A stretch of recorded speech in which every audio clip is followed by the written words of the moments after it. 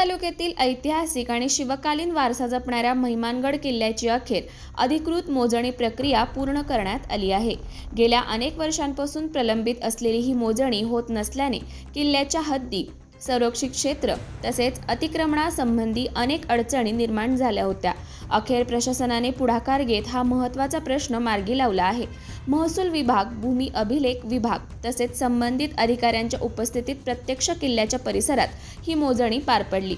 मोजणी दरम्यान किल्ल्याच्या नेमक्या सीमा, डोंगर उतार, तटबंदी परिसर आणि आजूबाजूच्या जागांची मोजणी करण्यात आली।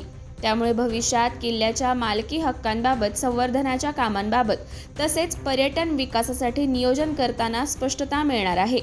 मोजणी पूर्ण झाल्यामुळे महिमानगड किल्ल्यावर होणाऱ्या अतिक्रमणास आळा बसण्यास मदत होणार असून पुरातत्व विभाग आणि प्रशासनाला जतन आणि संवर्धनाची कामे अधिक प्रभावीपणे राबवता येणार आहेत।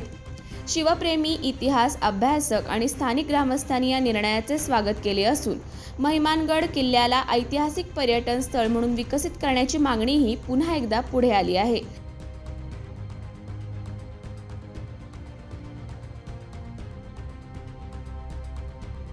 छत्रपती शिवाजी महाराजांच्या जाजली इतिहासाची साक्ष देत उभा असलेला सातारा जिल्ह्यातील मान तालुक्यातील ऐतिहासिक महिमानगड किल्ला, हा किल्ला छत्रपती शिवाजी महाराजांनी अंदाजे 1674च्या दरम्यान बांधला। हा किल्ला स्वराज्यात होता, परंतु महाराष्ट्र शासन किंवा केंद्र शासनामध्ये कुठेही नोंद नव्हता।